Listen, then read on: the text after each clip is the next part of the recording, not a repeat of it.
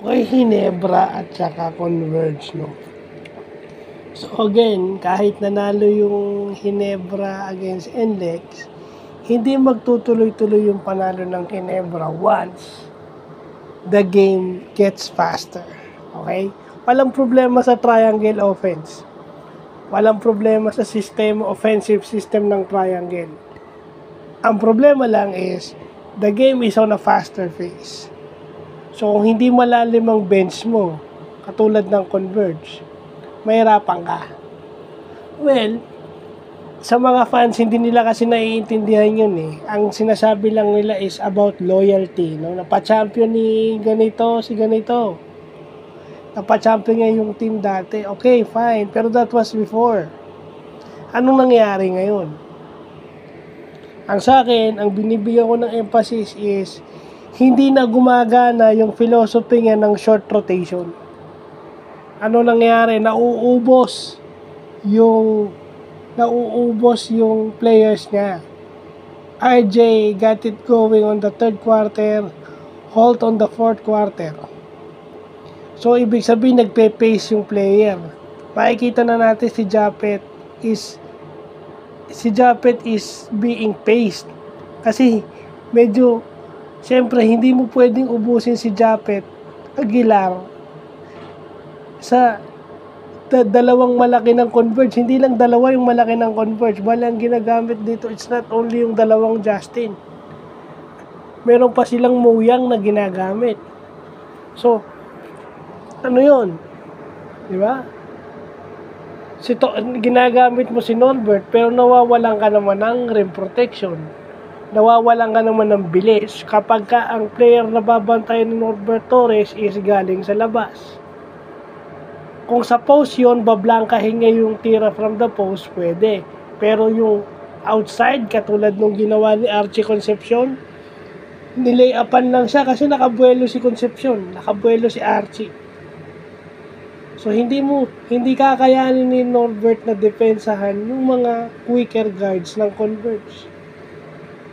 At saka, siyempre, hindi na rin bumabata si Japet. Kailangan niya i-pace yung sarili niya.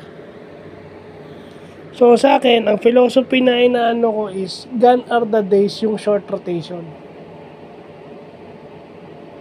Diba?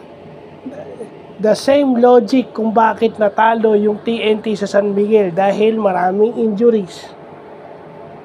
Maraming injuries yung TNT. O kita nyo, nung bumalik yung mga players ng TNT, di ba? Nung nakapagpahinga, nung bumalik si ng Batak, o di ba? O. It's as simple as that. Yeah. Kasi wala masyadong exposure yung ibang bench ng ibang players ng Hinebra. Wala silang game time exposure. Short rotation yung ginagamit mo. Kung mga yung short rotation mo, napipilitan ka na lang humugot ng mas malalim. Kasi napapagod din yung ano mo eh, dahil ang bibilis ng Converge eh. At saka hindi eh, bata pa kasi, ano pa eh, prime of their careers ito si Justin Baltasar at saka si Justin Arana. So, wala akong sisisihin sa players. Even si Troy, puro po lang inaabot ni Troy Rosario kasi wala. Kailangan niya lumaban eh. Ilan ang kalaban ni Troy? 3. Kalaban ni Japet, 3. Diba? Yung Muyang, hindi nga athletic na hindi nga athletic katulad ng dalawang Justin. Hindi siya athletic ng dalawang Justin, pero mahirap siyang itulak. Ang lapad niya. So yun ang kinakalaban ni Japet at saka ni Troy. Si Troy na lang. Kalaban niya yung dalawang Justin plus may stretches na ginagamit si Muyang. Si Muyang malapad yon, si Larry Muyang. Kahit sabihin mong 6'5 yon, malapad yon. Nakakapagod itulak. So, ang sasabihin lang ng mga Hinebra fans, basta ako manalo, matalo, Hinebra pa rin ako. Pero hindi nyo tinatanggap yung totoo. Hindi nyo ina-accept na may error dun sa coaching philosophy ng short rotation. Kasi hindi pa nga magamit ito si Isaac ko, di ba? ganun din, kahit ilagay mo si Isaac mo doon. With Japet and Troy, di ba? Mas malalim sana kung nandun si Isaac mo.